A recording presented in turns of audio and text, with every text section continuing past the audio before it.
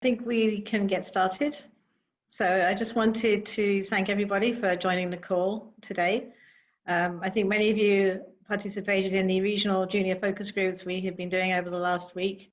And it was really clear to us from those that there was a lot of concern regarding college squash and college squash recruitment. And so David and I spoke and with some of the coaches too, and thought that this roundtable idea would be very helpful to everybody. So I'm going to hand over to David for the call. And if you have any questions at all, can you please put them in the chat? And if you could send them to me or to David, but please refrain from sending directly to the coaches. They're not allowed to approach you directly or contact you directly at the moment. So, but if you come to me, then we'll make sure that your questions are getting answered during the course of the evening. So David, I'm going to hand over to you and let's start the round table. All right. Thank you so much, Kim.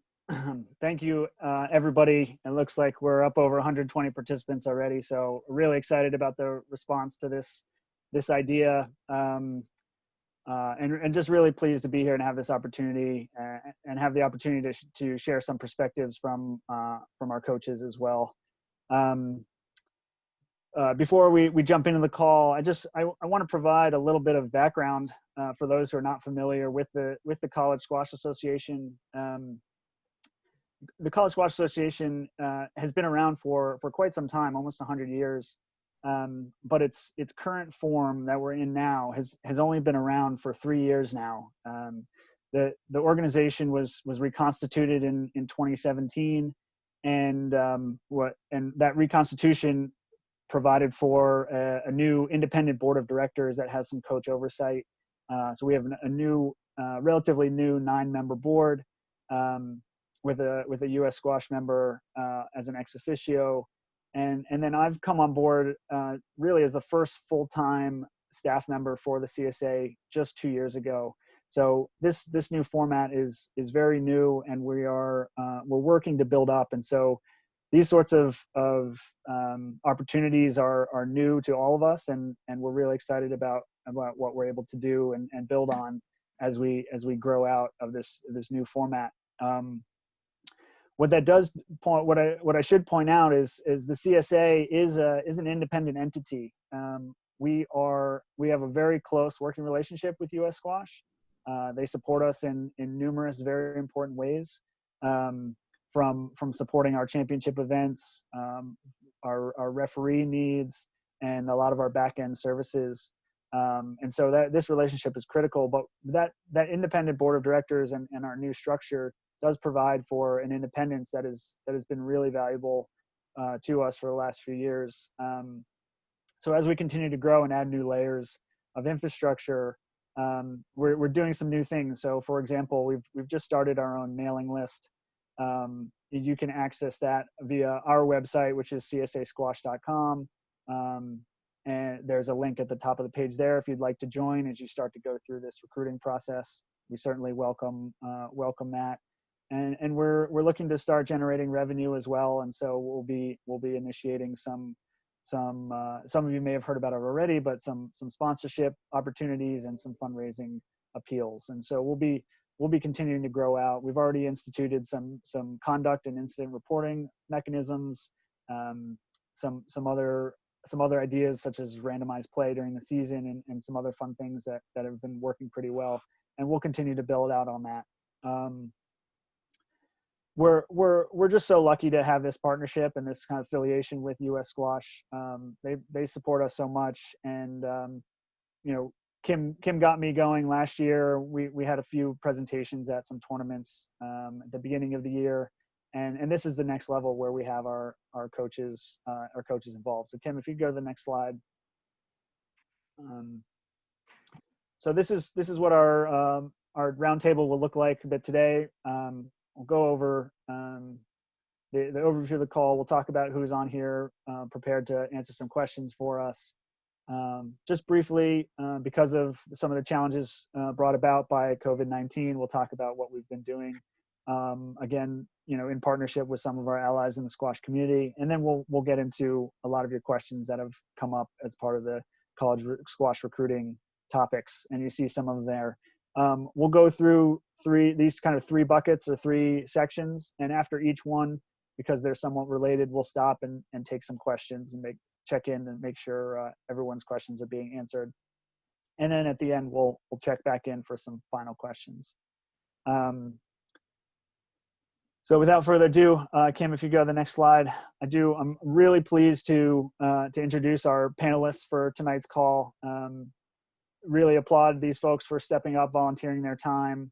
I do have to, for compliance perspective, one thing I should have pointed out in my opening, the college squash, as many of you know, is not an NCAA sport, but we do ask our members to follow many of the NCAA regulations. That includes recruiting regulations. And so for compliance reasons, I know a lot of you are rising juniors and sophomores. And so these can't be recruiting presentations for these coaches specifically. But what we do have is a wide range of experience and representation here. You can see the schools represented. They touch on a lot of different parts of our membership, and we're so pleased to have all of them here. So from the University of Virginia, head coach Mark Allen, the head men's coach from Trinity College, Paul Aseante, head men's and women's coach at Wesleyan University, Shona Kerr, the head men's and women's coach at Bowdoin College, Theo Woodward, and Jack Wyant, who's the director of squash and the head women's coach at the University of Pennsylvania. So thank you all again one more time for joining us today. And again, if you have any questions along the way that you want to put into the chat, please try and send them to Kim directly. The coaches have their chat off, but they're not. They should not be addressing specific questions from prospective student athletes. So just keep that in mind as you go along. So like I said before, I did want to just address for a moment some of the things that have happened since COVID really hit us in earnest in March. And as I'm sure many of you have been following along, much like other parts of the college sports world, we've suffered some setbacks and are really disappointed about the loss of some teams' varsity status. But we are working incredibly hard and really in partnership with U.S. Squash and the Squash Education Alliance to weather this storm and weather these challenges and come back stronger on the back end. So you can see some of the things we've done there. I'm not going to go through them one by one, but like all of you, we've had to adjust to the changes. So we've been having weekly coaches calls between myself and the coaches group, which has been highly informative and actually a special way to connect that we didn't even have before. So that's been really great. And we're talking almost daily about scheduling scenarios for the upcoming season. At this point, we've pushed things off to at least January of 2021, and we'll be continuing to evaluate our options there. And most importantly, especially in response to some of the concerns about the impact of COVID-19 on college sports and college squash in particular, we've convened a joint working group with the principal members of the leadership of the CSA, US Squash, and SEA, and we'll be planning both for near-term solutions to sustain squash over the coming near-term coming years, and then also for the long-term health of the game. And we've been talking to our coaches about this. We've been talking to our constituents about this. Key decision makers on campuses, athletic directors. We've communicated with them directly, and we're going to continue to work hard to improve those relationships. So those are our activities for now, but that's not the focus of the call today. We're really excited and find that it's great to share some insight on college recruiting. So Kim, if you could go to the next slide. So just a reminder, we're going to have 3 sections. I'll address some of the general questions first, but open it up to some coaches' thoughts. And after each section, we'll have an opportunity for some question and answer parts. So Kim, if you can go to the next slide. So the first thing, I've actually borrowed this slide from one I did last year, and this is the recruiting timeline. We got a number of questions about whether the recruiting timeline will change at all or shift due to COVID-19. And the answer to that simply is actually no. And that's because we've put this timeline in place to really create some consistency and standardization for the recruiting process. And I really look at it as a kind of on a continuum or a progress towards getting that letter from the Office of Admissions saying that you've been accepted into college. So one of the reasons we're doing this now, as you can see, the first opportunity for recruiting contact, and that's calls, emails, texts, in person, on campus, off campus, all those contacts is September 1st of your junior year. So for many of you on this call, that's coming up in the next few days.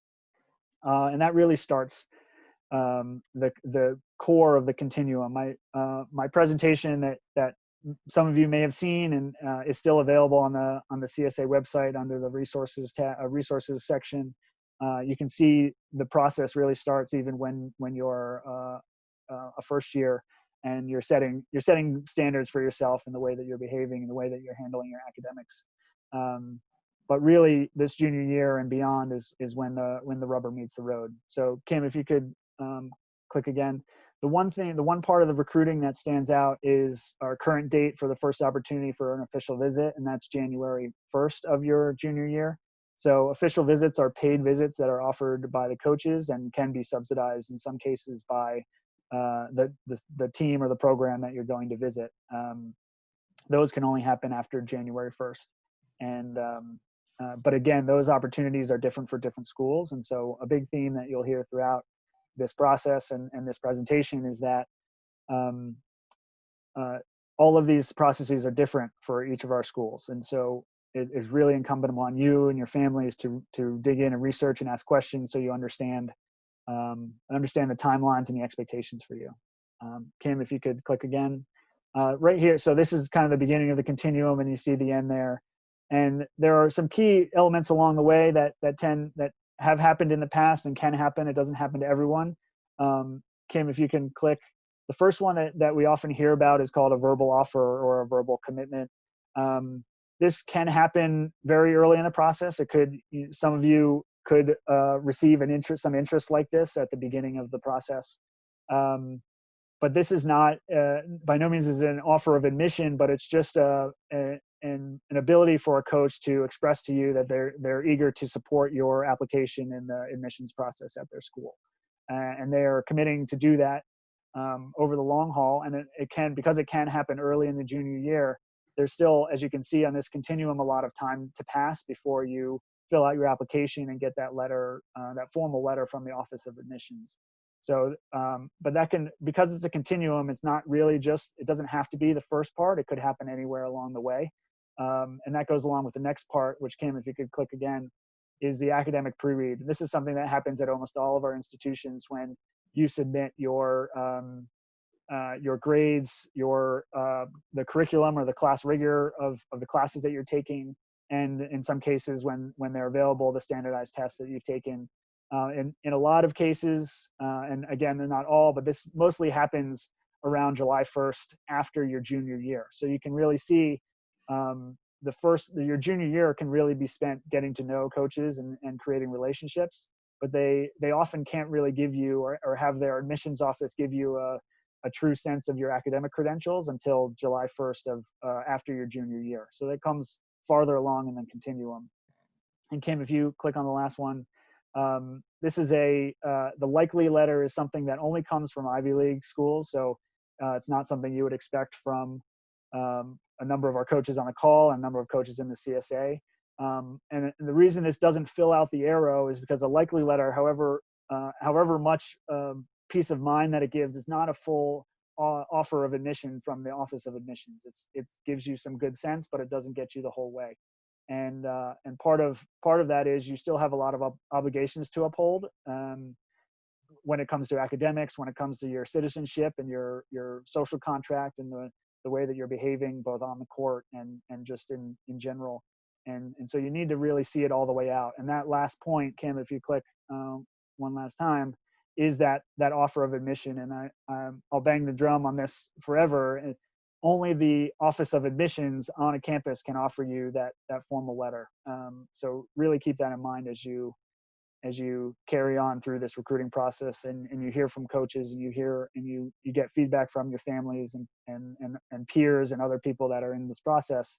You really have to see it all the way through, even through graduation of high school.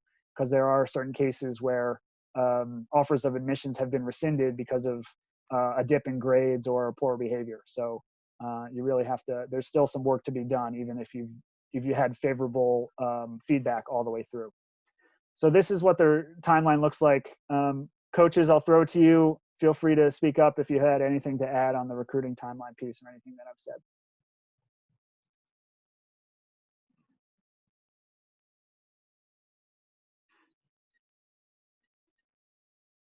Great. So that about covers it on the timeline front. Kim, if you go to the next slide.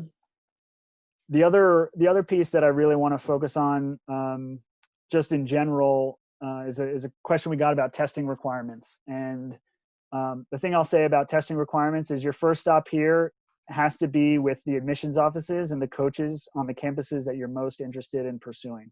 And the reason I say that is more so than almost anything else. This is going to be this is out of the coach's hands. This is going to be decided on a campus-wide basis. And so calling up or going on the websites or just looking up on the internet what the testing policies are currently or what they might be moving forward for testing requirements is going to be really important. As a lot of you have heard and possibly read, for the 2020-2021 cycle, which is the one we're in now, a lot of schools, I think I've read almost 85 of the top 100 U.S. News and World Report ranked schools have gone test optional for 2020-2021, and that means different things for different schools. So again, it's worth looking up, but generally speaking, that means that you can submit your application without your test scores, and they will still be evaluated based on some of the other things I've already spoken about: your GPA, the rigor of the classes that you're taking, how difficult your schedule is, your extracurriculars, your essays, your writing, your interests, all these other things the admissions office uses to evaluate. They see the standardized tests as just one tool in their toolbox to decide on someone's admissibility. And so they are taking that out of the equation for this cycle. Now, if we have a lot of juniors in high school on the call, this may not apply to you. This probably doesn't apply to you because you're not in that application cycle yet.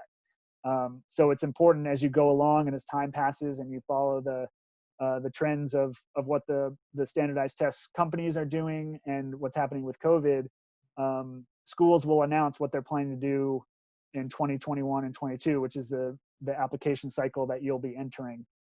A lot of those decisions have not been made yet. Some I know have instituted a 3-year hiatus or a trial period with going test optional, but you're going to need to again do your research on the schools that you're most interested in to find out what their policies are at the current time and what they're going to be down the road. So again, I'll open up to coaches if you have anything to add on the testing requirements. We have been test optional for a few years now, and it is important to understand that it's test optional, but still expected that you present a test. So it doesn't mean that you will not be taking a test. It just means that if you don't do as well as you might hope, that could be relieved. However, do understand that if you opt, because the admissions process is a combination of all the different things that make you special. If testing comes out of that formula, then your academic presentation needs to be slightly stronger. So that has to balance itself out. And so, the message, at least for me today, will be work really hard and don't think that you can cut corners anywhere, because it is going to be the total picture. And if it's a test optional situation, your grades are going to need to be a little bit better. Thanks, Coach. Thanks, Paul. That's absolutely right. If you're taking tests and they will be looking for them. That's definitely in some of the statement college and institutional statements that I've read in preparation for today. They certainly encourage that you pass along their tests. They're looking for them. But if you're not able to take them due to coronavirus reasons or otherwise, you might have some flexibility there. I'll just add something there as well that for us, I mean, resumes are really important. Not all schools require them, some do, but extracurricular resumes, not talking about squash, you know, talking about everything else a student does is really important for campus, especially smaller campuses you'll find. So that's a key piece of preparation a lot of people could do. Thanks, Thea. If I can just jump in quickly, just to add to what the other coaches have shared, it's also important that everyone speaks directly with the coaches at each institution, because it's possible that, as was the case for us this past year, that athletes were required to test, or recruited student athletes, and the rest of the population wasn't. So it can be even more complicated than what's presented on the university's website. Great point, Jack. Thanks. Okay, so let's take a moment. Kim, if you've received any questions, or if anyone would like to jump in, please at the bottom of your Zoom screen, if you can use the reactions button and put a hand up or a thumbs up, we'll be on the lookout for that. And we'd like to try and answer any additional questions to what we've presented at this time.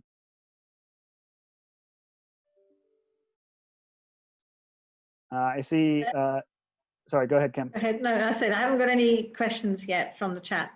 Okay. I see Yulia Evashina. If you have your hand up, you'd like to ask a question, please unmute yourself and go ahead.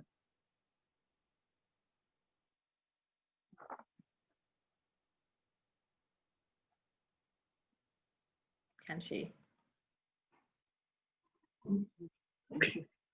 This is a question about what age should a high school student begin contacting coaches or meeting with coaches and thinking about this? Is it sophomore year, freshman year?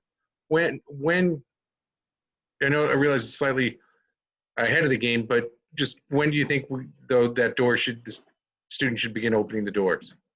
Yeah, that's a great question. We're going to jump to that right next coming up. So if you just, we'll put that on hold. It's really coming up right after this. So hang tight.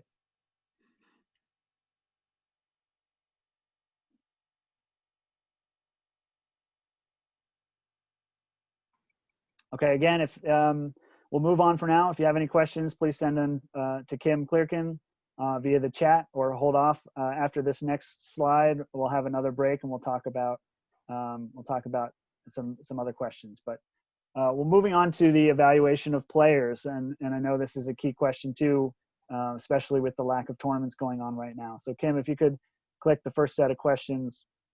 And I've asked the coaches each to go down the line and offer their answer to some of these points. So we'll start out. What are coaches looking for? What are you looking for in a recruit, coaches? And to the question that was just raised, what are some best practices about contacting coaches, the timing of it, especially for juniors that are looking to jump into the game after September 1st? What does that look like, and what do you see as productive, or maybe counterproductive as recruits start to reach out?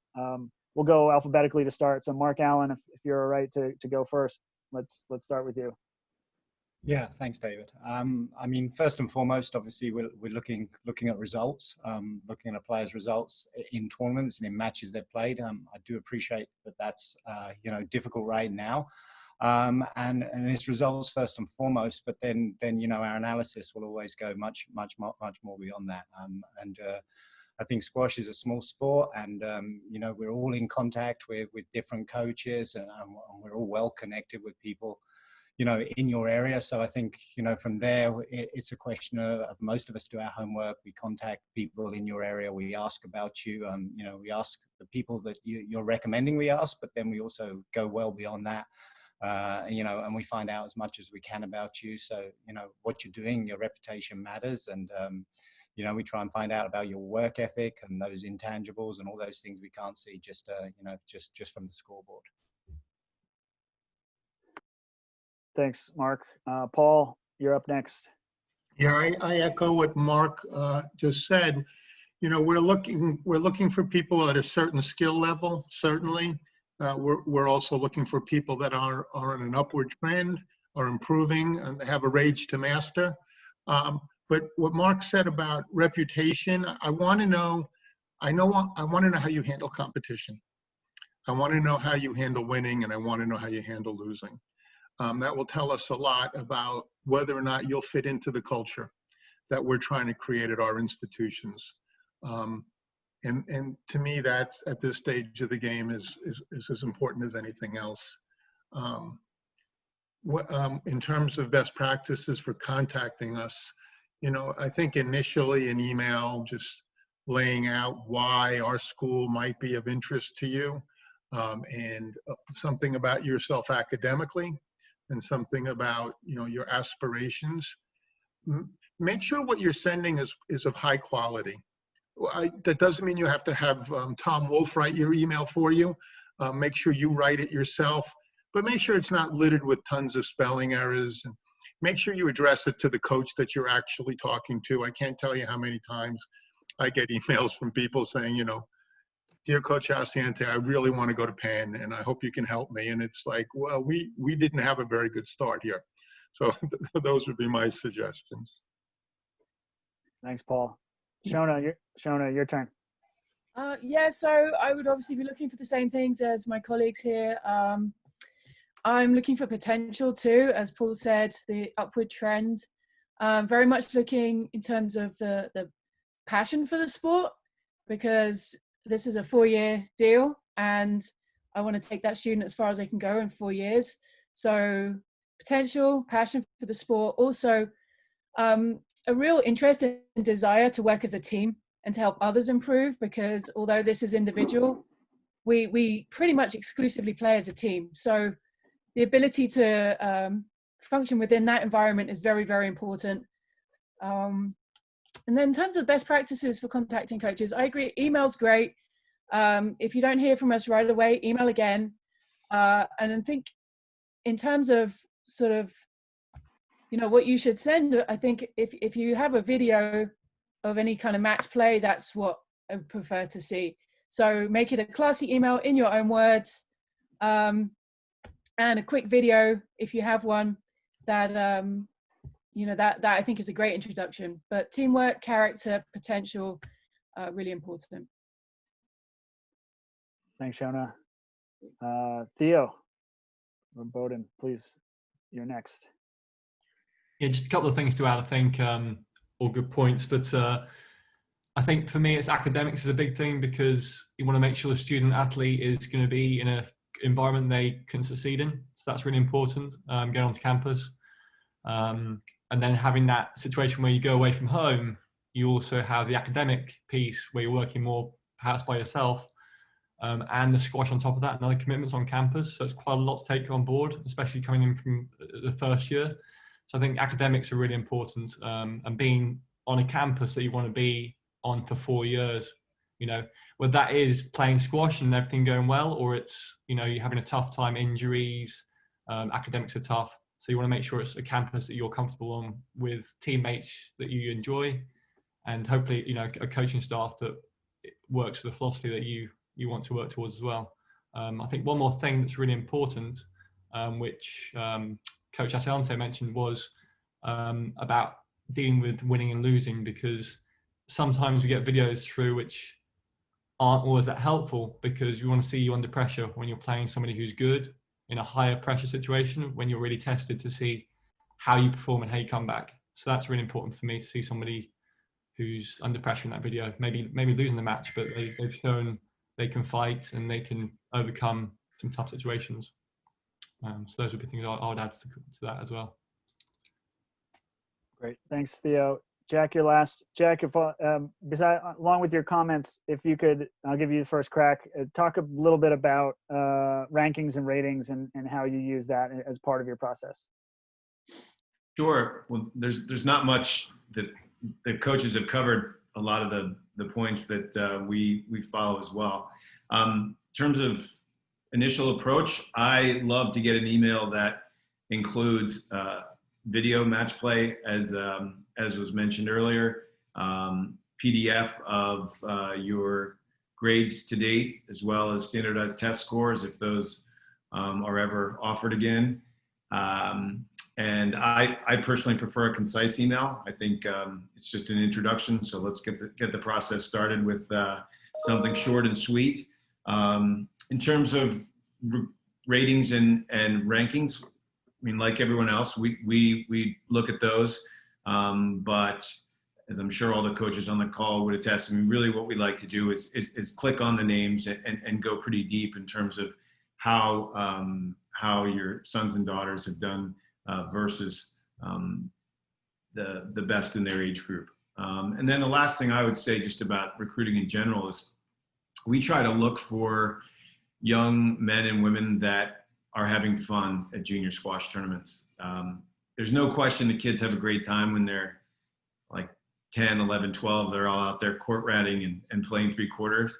But it does tend to become, it appears as if it becomes a bit of a grind. And maybe that's our fault because there's this recruiting concern at the end of the journey. But when you see a 15, 16, 17-year-old young person that is really enjoying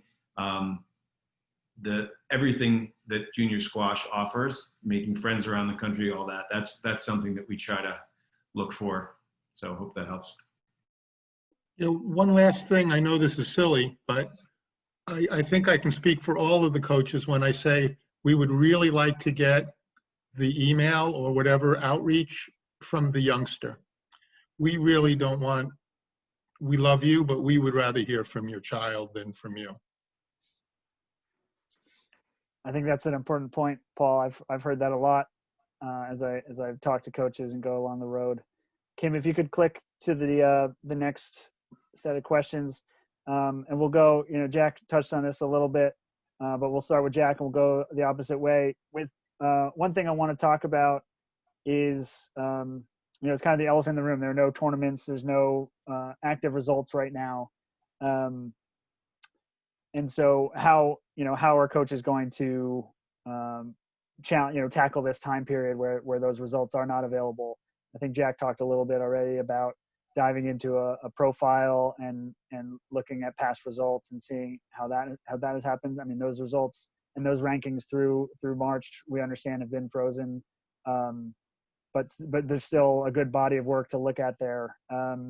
There's also a movement underway, again, a collaboration between CSA and US Squash to work in some local areas and some pros to create some new events where players can go and get some action on court in a safe way, of course, but maybe get it videotaped or live streamed where the coaches will have access to that. So that's something we're looking into, a model we're looking to share out across the country so that we try and provide as much access as possible and get you on a screen in front of the coaches as best as possible.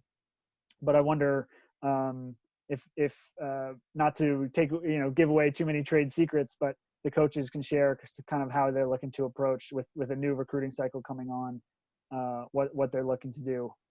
Jack, I know you just spoke, but if you have anything else to add, you're up. You can go first. Well, I would prefer to go last on this one because I have no idea. Other than I would just suggest get creative. Find trusted people nearby that you can play matches with and upload those to YouTube. I would suggest if there are any recent college graduates that we all know well, that your son or daughter could compete against them, that's an idea. My understanding, I think, is US Squash is hoping to get some regional events going where they would use ratings as a guide. That would be tremendous if they can pull that off. That's a tricky one. The other thing I would suggest is it stinks that there aren't opportunities to compete immediately. There's not the September JCT that I'm sure everybody was targeting, but what this could offer everyone on the call an opportunity to do is really concentrate on making some technical or tactical improvements during this period, because there isn't the pressure there.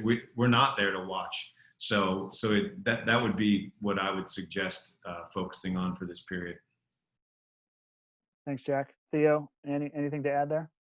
I didn't mention it earlier, but I agree that the rating and stuff is a good place to start with recruitment, but it doesn't really, it's not the be all and end all. So video is going to be really important this year because we need to see somebody play if we haven't seen them before. We don't know them from junior years. So that's critical at some point, whether it's, you know, some solo practice from him with coaches and then hopefully some competition.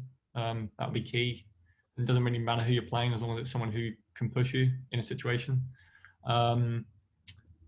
Otherwise, I mean, hopefully, hope all as well. And I think some camps might be obviously down the road. They're really useful and they were quite missed this summer, I think, by a lot of coaches. So they could be really important tools, even if they have a different format next year, I think. Great. Thanks, Theo. Shona, any further thoughts? Yeah, so I think it's just like I was saying, getting creative and pulling together the constituent components. So, you know, perhaps there's a way that you can assess your own fitness to be presented to a coach, or you know, like filming a skills solo session so we can look at the full range of your skill set, or videos of movement, different movement patterns. Just trying to take all the pieces that we would normally look at within the competition and try and, you know, do as best as you can to get as much information as you know, as you can get to coaches. And obviously we'll be figuring this out also as we go. But I think there are ways, and I love Jack's point of trying to find sort of former college players that we're familiar with, and that I think is a really good way to get a feel of where you might be stacking up if that's a possibility. But yeah. Great. Paul, to you. Yeah, you know, we're talking uniformly about high-end squash players, you know, JCTs and those kinds of events, but I'm sure there are parents on this call whose children maybe go to a prep school or a boarding school and they can't play tournaments. So, you know, the thing is, from my perspective, is just make sure that in terms of an evaluation tool, the video is going to be very important. It's always been very important. You know, as a former tennis coach, we lived with videos forever. And I think that will help your case a lot. And especially if you can give a sequence of videos, so you can actually show improvement as you go. Because again, we're looking for someone with the hunger to improve. That's very important. Thanks, Paul. Mark, you get the last word on this. Yeah, I mean, one thing I would say is occasionally we get sent highlight reels, and you know, I'm not a big fan of those. I prefer to be sent a link to an actual tournament match, a match that's been played, you know, from the archives. Hopefully, you know, that's getting more difficult also, but something maybe not too far away, like last year's US Junior Open or a school match. But yeah, I'm a much bigger fan of seeing you know, a real competitive match as opposed to something staged or highlighted. But I think just for now, the short-term solution is you know, sending some kind of video or something that we can see that's been played. Hopefully, you know, not too far off. Great, thanks all. Yeah, I think from what I've heard today and also leading up to this call, you know, the coaches are trying to gauge your skill level and ability and your commitment to the game, and you know, trying to get on court with someone maybe who you can lead the way a little bit with, and someone who's going to challenge you and see how your game changes against multiple opponents with different skill sets could really be helpful, and getting creative. Just like pretty much everyone else in the college sports marketplace right now, we're having to be creative almost every day to change the way that we're doing things and still be productive. And so that's definitely a message I'm taking away from that. Just hearing another question about visits and meeting coaches in person. Don't want to get too much into the nitty gritty with these guys, because I know they're experts on their campuses. But what I will say again is there are different rules for different institutions, both on an individual institutional or college or university level, because of probably state guidelines or or local guidelines as far as the health stuff is concerned. But also there may be some conference rules. I know NESCAC and Ivy have some conference-wide rules in play as well. So it really makes sense, again, just like a lot of these other questions, to reach out to the coaches when you're able to after September 1st and ask what the possibilities are for getting on a campus or meeting a coach. Some may be able to meet with you and others may not at this point. And that may change over the course of time. I know some of the temporary dead periods in recruiting across college sports have been extended multiple times, and they do it in sort of month or 2 month intervals. And so as you go along, remember, the starting line is very early in the process. There's a long way to go. And so the scenario is going to change as time progresses. And so staying on top and staying in touch with the coaches that you want to communicate with and asking them about visits, both unofficial, where you're paying your own way to get to campus, and official visits is going to be really important, because like we've all discovered, things can change very quickly over days or weeks. And so what may be the answer now is not necessarily going to be the answer in October or November or February or May. So stay in touch on that and constantly check in with the coaches that you're looking to stay in touch with. Kim, if you could go to the next slide. Sorry, before Kim, could you go back? My apologies. I want to open the floor now, as I promised. We've taken some questions and they've been communicated through, but if anyone else would like to ask a question of the coaches about evaluating players, what they're looking for, or what sort of ideas they might have, let's please feel free. Again, try and indicate your interest in asking, or if it's totally silent, you can speak up if we don't see it. There's one question from somebody who asked about resumes and like what should be included on a resume. Should you just include your squash history, or should you include any kind of work history or volunteer? I mean, is it a complete picture of what you do, or is it just squash? Thea, I'll start with you. You brought up the resume, so what do you have in mind?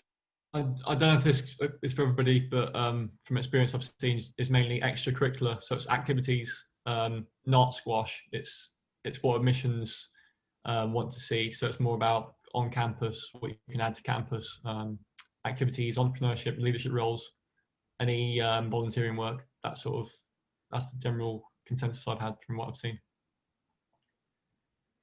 Other coaches, anything to add on the squash resume front?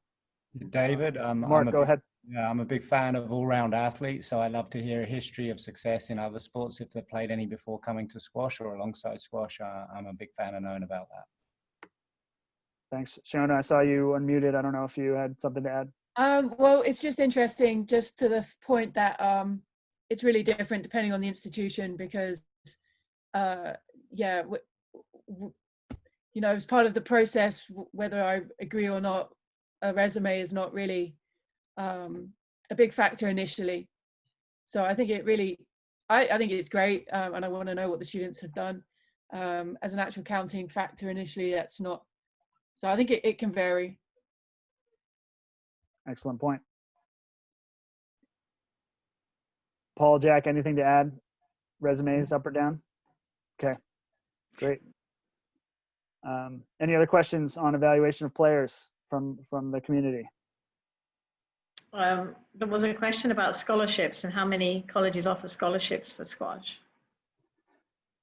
Yeah, the number of institutions that offer athletically based scholarships, that's scholarship money based on their athletic prowess, is pretty low in squash. I think we have maybe 3 or 4 or 5 across the board. So again, it's a limited number, and it's something that you should ask about when you're reaching out to the individual schools that you're interested in.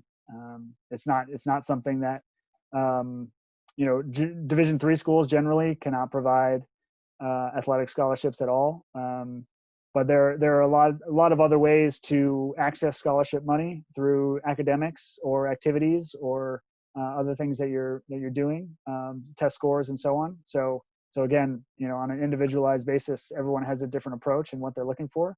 And we might have lost Kim. I know she was facing some storm trouble, so I might pull up my presentation here. But yeah, so again, asking the questions of the schools that you're interested in. You can start on a wider base earlier on in the process, and then as you start to narrow down, you can ask more and more detailed questions about what they're. Oh, there's Kim. She's back. You know, what they're looking for, what they can offer in terms of whether it's financial aid or athletic scholarships or academic scholarships. There are lots of different options. Yeah, David, I think if you don't mind me saying as well, there are obviously very few squash schools that can offer scholarships, and the ones that do, it's important to know they're also only able to offer it to a small percentage of the athletes on their program. Good point. Thank you very much. All right, Kim. Well, sorry, I want to keep it open for questions if there are any others coming on. Yeah. Okay, we'll keep moving on. Kim, if you could go to the next slide. And the first question, a number of people asked about current players or players who are just arriving on campus who have decided to take gap years or defer their admission. And there's curiosity about how that will affect the recruiting process moving forward. We can start with Mark again, or if anyone has particular thoughts on this, go ahead. But Mark, why don't we open up with you? Yeah, I mean, that's a really difficult question to answer right now, David, because it's obviously still a very evolving process. But you know, one of the things I think is if they're, you know, as always with gap years, if you have a good personal reason and an interest in taking one for your own reasons, you know, I think that's something to pursue. But I'm not sure that what we're going through right now is a reason to actually look at a gap year any more than you would in any other year. That's my opinion. Thanks. Paul? You know, it's interesting. That's a great answer, Mark. It's interesting. We want what's best for the student athlete. That we're here for you, you're not here for us. And I have, as Mark has said, I'm pretty anti-gap years. Unless you're really doing something that keeps you intellectually stimulated and engaged, the chance of going out there and just floating or doing an internship or traveling around the world, but there's no travel anyway. I'm not a big fan of gaps. I understand in a world of remote study and that sort of thing, value added can be questionable, but I encourage our parents to keep their children engaged. I think the gap year in terms of recruiting is really only factored into incoming freshmen that take a gap year. At least that's how I'm reading the tea leaves. If there's an upperclassman taking a gap, I don't believe that has a bearing on the recruiting. But if we have an income, and on our program, everybody's coming back. But if you have an incoming freshman that opts to take a gap, that could conceivably affect one spot in that next year's recruiting class. At least that's how I'm reading the tea leaves. But as Mark has said, it's changing every day. And anybody that tells you they know what's going on is not telling you the truth. Perfect. Shona? Yeah, I think we're sort of yet to really see how this is going to play out. And as Paul says, things could change between now and tomorrow, but that there may be some consequences in students that perhaps have received the full level of support to attend a school who would defer and then also get counted as a student that we gave a full level of support and may not be able to do so for as many students for the year coming behind them. I'm not sure I've explained it that well, but that's a potential implication, and we don't know really how that's going to shake out. And I'd agree, like the gap year piece, I've certainly encouraged the right decision for each student, and that is really different. It's very different depending on where the student is geographically located. There are some, I have one student not returning who there's really no COVID in the country where he's at, and he can live life normally and play squash every day with another person. So for him, it doesn't make sense. That is the right decision for him to not come back yet. So yeah, find the right decision for you. And I think in terms of how it's going to affect our recruiting numbers, will be something that we'll have to figure out as that goes. That's my opinion. Absolutely. Theo, you're up if you have anything to add. Really to add there. That's good points made, I think. Great. Jack? Nothing to add other than, the numbers are what they are. And if certain schools have a number of their student athletes taking a gap year, it will impact the future years. So, and I know that's not the news everybody wanted to hear, but that's the truth. So you need to be mindful of that as you approach this in the years to come. Yeah, I think that the key to keep in mind too is it's not just a squash only consideration.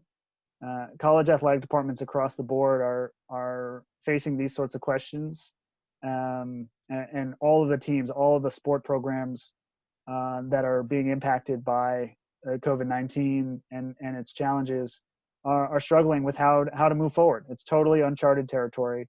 There's no manual or playbook on how to handle this, and it expands beyond just the athletic departments. You know, the deans of colleges, the presidents, the deans of admissions on campuses. No one has lived during a time when this has been a problem, and so we're all trying to figure it out together. And you're all of the student athletes on there on this call and looking to play college squash. You're all student athletes, and you're all looking to enroll in college. And college's first mission, is to educate and provide that education. And so there are ways to use this time to enrich yourself in other ways. And as Shona pointed out, let the coaches and the athletic departments and the presidents figure out how they're going to handle things in the future, and just stay engaged and keep working on it. One question we did get was about walk-ons and how those are handled in athletics departments. I know Theo raised that before. Do any of you have any thoughts on walk-ons and how they have been handled, at least historically? We can talk about that. We can't predict what's going to happen down the road, but curious fans want to know about walk-ons. We have a very, very large squad. I struggle with cutting people. It's hard to look in the eye and do that. So we probably carry more people than most. But my feeling about a walk-on is that if they are really interested in growing and improving and can contribute something to the program, then that's worth considering. And that's sort of an overall mantra for the entire program. If you're taking more away than you're giving to the program, regardless of where you are in the lineup, then there's no place for you in our program. But if you're a young person that wants to come in and work hard and grow, and be really a significant part of the process, then we're happy to consider that.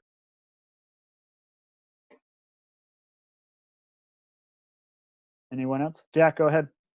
Yeah, agree with everything Paul just said. We love walk-ons. If someone is smart enough to get in on their own and they want to give up 2.5, 3 hours a day to train and to work hard to improve, then that demonstrates their genuine love for being part of a team as well as our sport.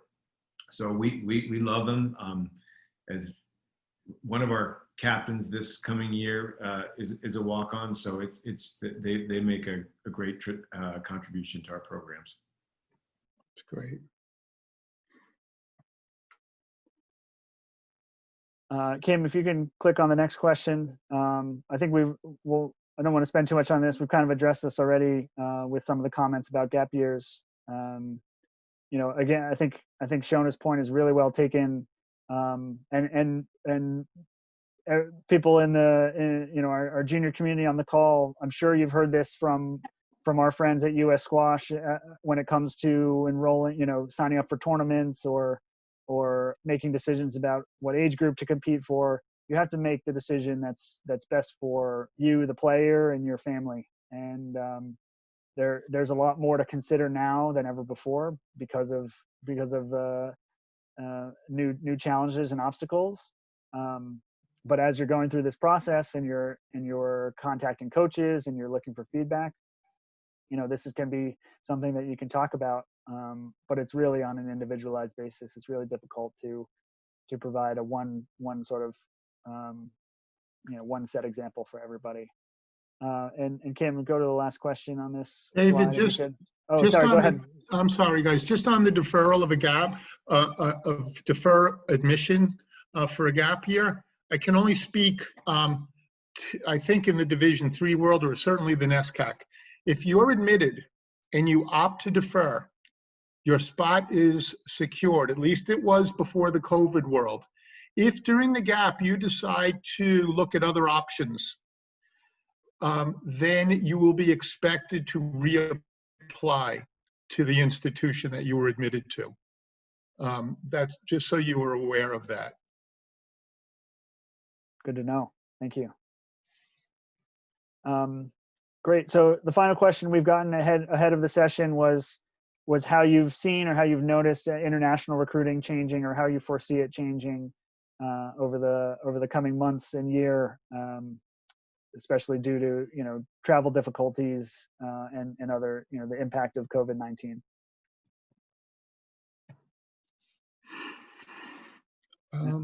David, can I say something on that one? Please. Yeah, Mark, go ahead, please.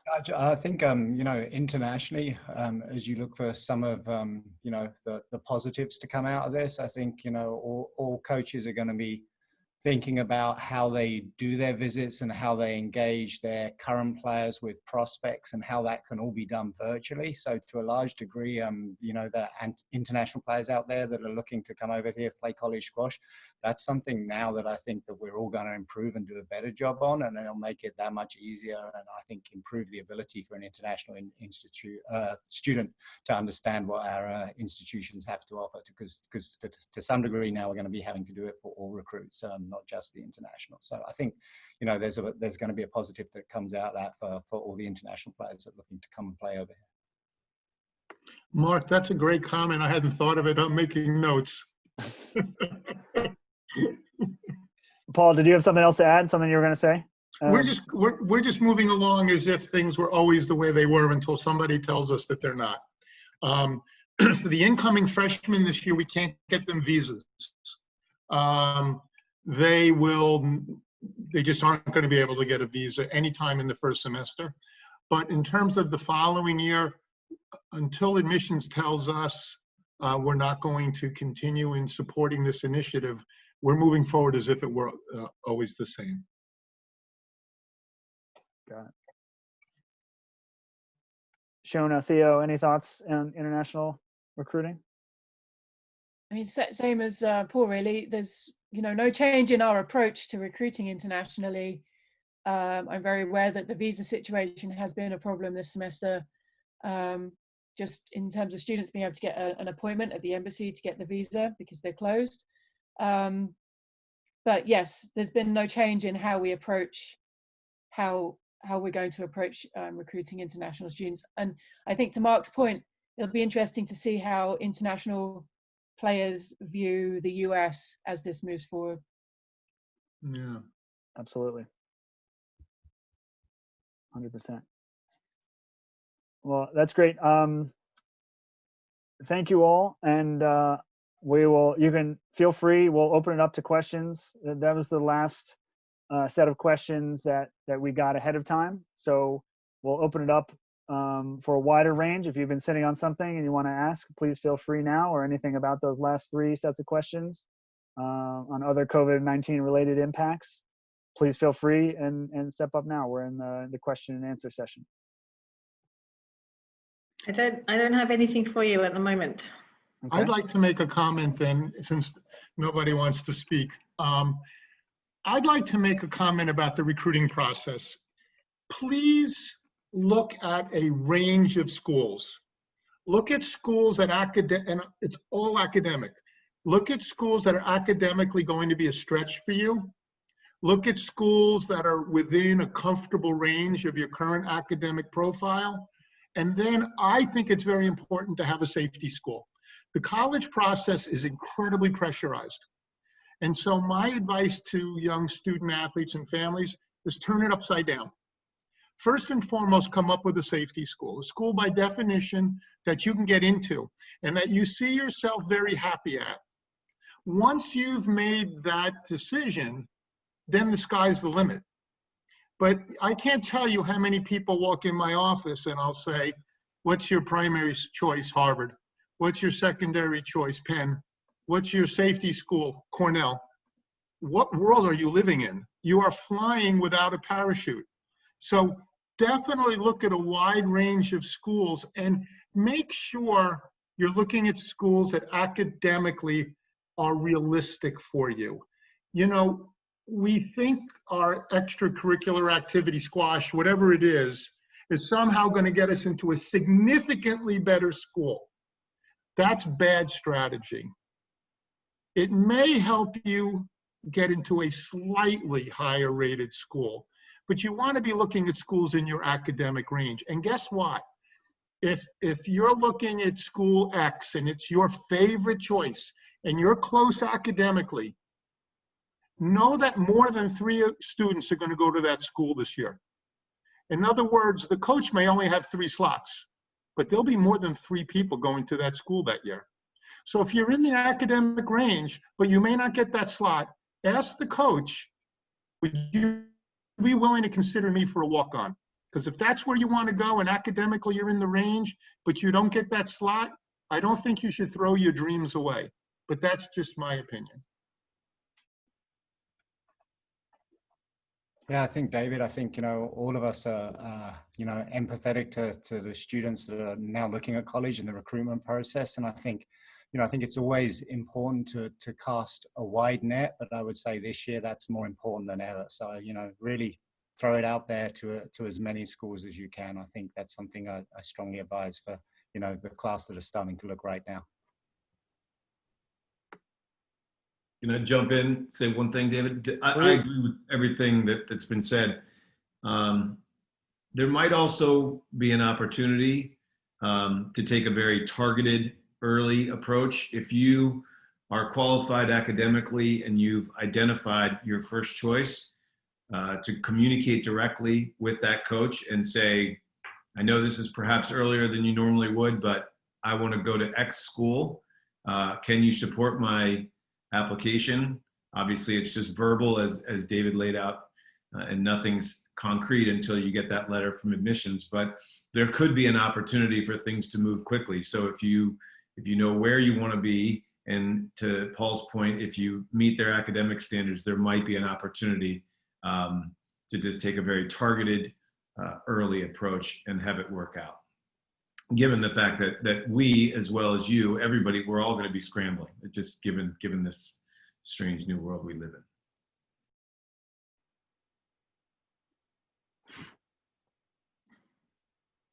Go ahead. I see somebody ready to ask a question. Ashish? Yeah. Hey, David. Thank you. So I actually had a question to what Jack just said. So I think from the slide and the timeline that you presented earlier in the slide deck, you're talking about September 1st of the junior year when you can actually reach out. So how does that dovetail with Jack's comment about reaching out early? So if you're that September 1st date of your junior year is the first opportunity for recruiting contact to occur between the coaches and what we call a prospective student athlete. So someone who is in 9th, 10th, 11th, or 12th grade. And so if it's September 1st of your junior year coming up, that is the first day that you can reach out with an email to the coach. You can call if you have a number, you can text, and that they have the ability to call or text or email back to you under the CSA regulations. So that doesn't mean that they will do that necessarily. They have a lot on their plate. They're also, something that I failed to mention earlier is for the juniors out there, keep in mind that in this COVID world, coaches are trying to solidify their class of seniors that are going to be applying over the next couple months. So there's a lot for them to balance. But if your son or daughter is just about to start their junior year or is in their junior year, and September 1st is coming up in a few days, that's the first opportunity for you to reach out and have the opportunity for the coach to respond under our regulations. Okay, got it. Thank you. You're welcome.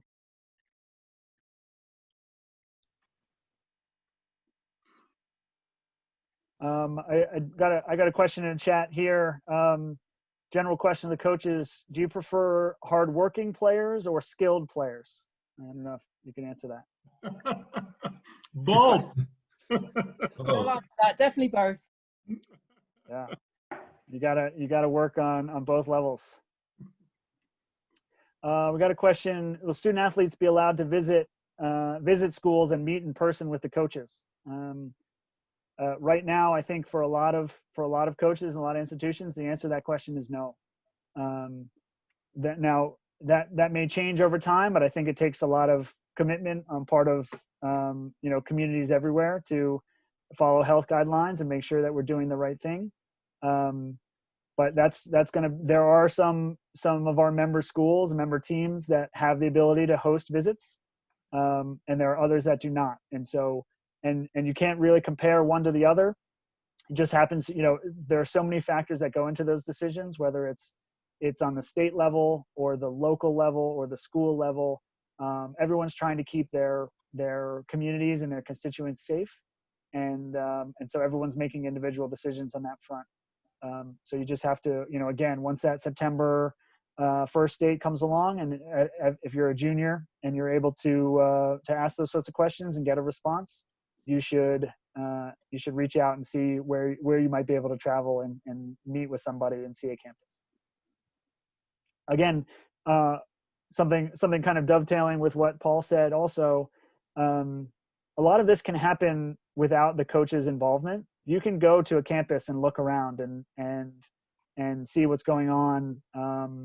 And I don't know all of our schools' policies on information sessions and tours, but you can do a lot of that on your own without the involvement of a coach, just to get a lay of the land and understand what's happening. It doesn't have to be fully involved with the coaches at this point. It's a long process. It's ongoing, and so you should feel free to do what you feel like you're able to do. I see a follow-up question. Boarding schools aren't allowing student athletes to travel off campus. Will it put them at a disadvantage? I think we've talked about that a little bit.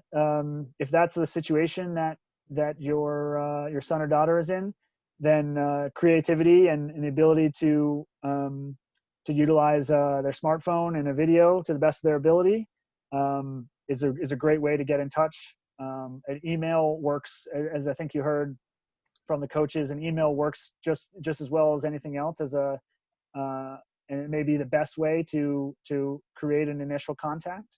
So keep that in mind and monitor how things go on campuses as time progresses. Theo, yeah, please, Theo, go ahead. Just a quick one. I just want to round up a little bit of a couple of points I thought about. But the first one was to your points there, really about tours and things. I think the big thing to do is research, because a lot of schools are doing a lot more now anyway, moving forward to try and accommodate a lot of situations. And I think doing research really, when you write that email as well, like a lot of coaches would love to see, you actually looked at the school and you actually know a bit more information about the school, and sometimes people don't know much about it at all when you ask questions. So that's a really important point, I think. And then just speaking to each different coach individually. But, some of us here on different schools, we've got obviously Ivy League, NESCAC, and then you've got Division 1 school and this school now. But each NESCAC school, each Ivy League, each Division 1 is quite different. And the coach is different, and they've been there for different times. So I think speaking to that coach early, right, September 1, from junior year onwards, is going to put people in really good shape moving forwards. So that's the big thing, I think, just speaking to each coach, even if they're on the same division, because they are very different sometimes, the outlooks to the school and the coach.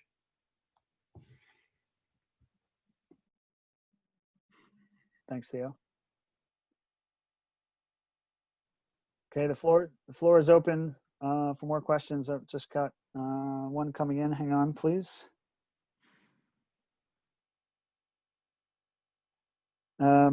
Question that just came in for seniors this year. When is the earliest date a coach, an admissions office will accept a student? You know, I think coaches have been offering support for players' applications for a long time now for the seniors. Again, like I just said, it's an ongoing process. So some of this has started September 1st of last year when it was their junior year. So a number of these conversations have been going on for a little while, and but that still it doesn't mean that everything is said and done. As you saw with the visual early on, maybe in the presentation, it's a continuum, and it goes all the way up to when you apply, and the application deadline for early decision can be as early as, say, November 1st or November 15th, and so we're still a few months away from that. And there's a long way to go. And then there's also regular decision as well, which tends to happen in January. So for seniors, people who are rising seniors, there's still a lot of time, and the admissions office will give you their response, their sort of formal letter of admission for early decision. Generally, it's December 1st or December 15th. And for regular decision, it's sometime generally in March 1st, March 15th. So, and there are other models as well. There's some early action, and there's some rolling admissions. So keep in mind that each school, again, you know, just I hate to be repetitive, but each school is different, and doing your research is critical when you're looking at deadlines and what you're going to need to provide for an application. So don't forget that, and just keep working hard and upholding those obligations of good citizenship and good academics, because those are going to be critical all the way through the process.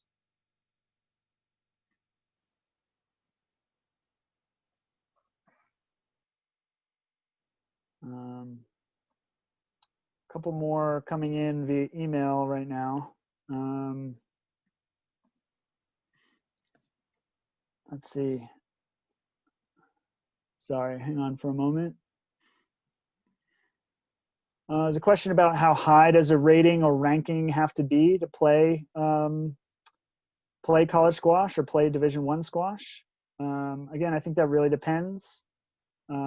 Coaches, do you have anything to chime in on that? How high a rating or ranking has to be? You know, I think it really. I mean, Theo, go ahead if you're prepared.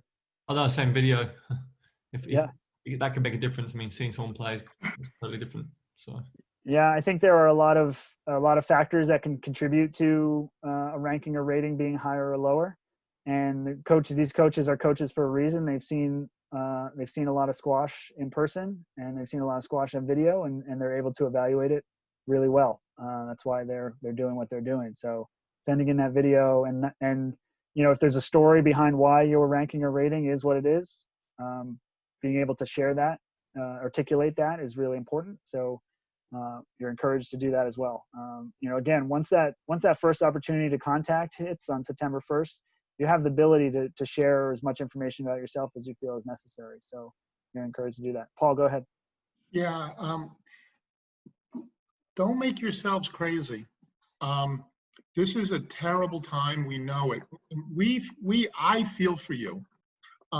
You know, is someone else getting it up? Are they using a private court? My club isn't open yet. You know, we're looking at this thing and we're making ourselves crazy.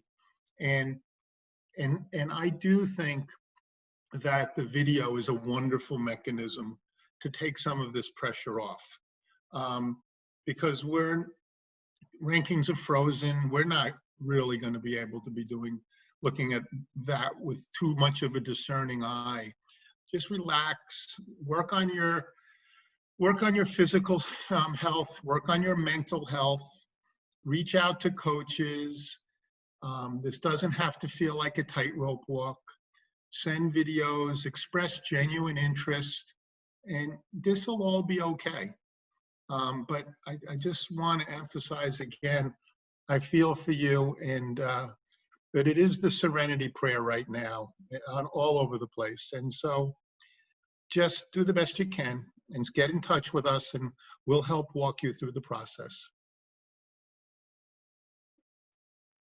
Fantastic. On that note, I think we'll wrap up. So again, once again, I just want to thank our coaches, Mark, Paul, Shona, Theo, Jack. So great of you to give your time this evening and your insight. I think it was really valuable. I'm grateful to be working with you all. So it's fantastic. As those of you saw on the last slide, if you have any questions afterwards, you can send me an email, admin@csasquash.com. Also, if you're interested in joining our mailing list, you can email, and you can't find the link on our website, you can email admin@csasquash.com, and I'll share the link where you can log on and sign up for that mailing list. But really grateful for the support and the interest tonight, and I wish you all the best. And stay safe, stay healthy, and good luck to everyone. Kim, any final words from you? No, I just thanks everyone for joining the call, and thank you especially to the coaches for giving us their time. I think it's been very valuable, good information imparted. So as David said, if anyone has any subsequent questions, then please feel free to email us, and we'll be happy to help. Thanks. Thank you, David. Thank you all. All the best. Thanks all. Thank Take you. care. Thanks. Thank you. Appreciate it, everyone. Thanks. Thank you very much.